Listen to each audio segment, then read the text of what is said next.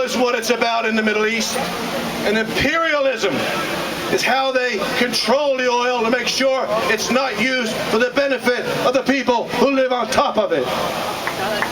Britain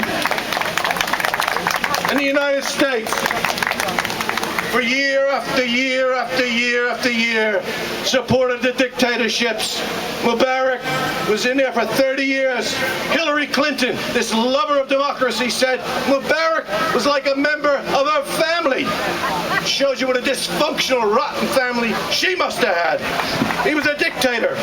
They loved him. They supplied the army with the weapons to keep the people down. Saudi Arabia, dictatorship, where the average wage is $13,000 a year, roughly 9,000 pounds, and the wealth of a handful of people at the top. They supported that dictatorship. Bahrain, dictatorship. Kuwait, the first Gulf War was fought to free Kuwait.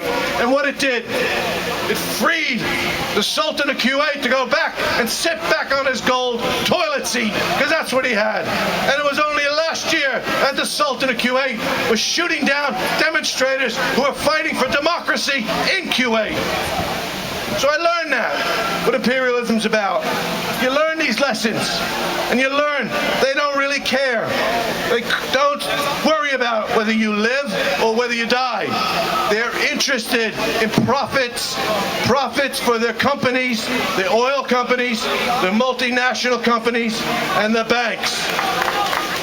We were told the first Gulf War, we were fighting for democracy to support the toppling of Saddam Hussein, to make the world free. And when the soldiers came back, they found out the bankers had looted the banks and robbed the people. It was made free for the rich and the wealthy.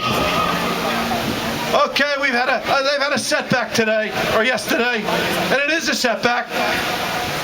It is a setback. They weren't expecting it. And I know the BBC is outraged.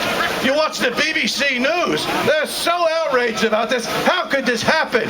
How could the rich and the powerful, our government, be defeated by ordinary people? Because at the end of it, it wasn't the MPs.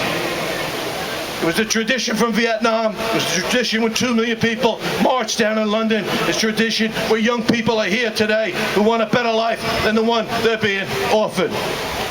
Now I say this, as far as some of our demands. One, we end all the arms sales to the Middle East. People may not know this, but the Middle East doesn't produce a single arm or a single bullet. They have to buy it. Who do they buy it from? The U.S. and Britain. They're the biggest arms suppliers in the entire world.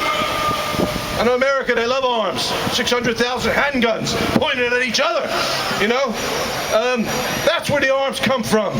And they send it there to keep the people down. That's what they do. The biggest arms deal in history has just been done with Saudi Arabia.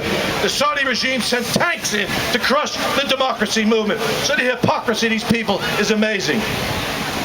Also, withdraw all political, economic, and military support from all dictatorships and repressive regimes in the Middle East, including America's military camp called Israel.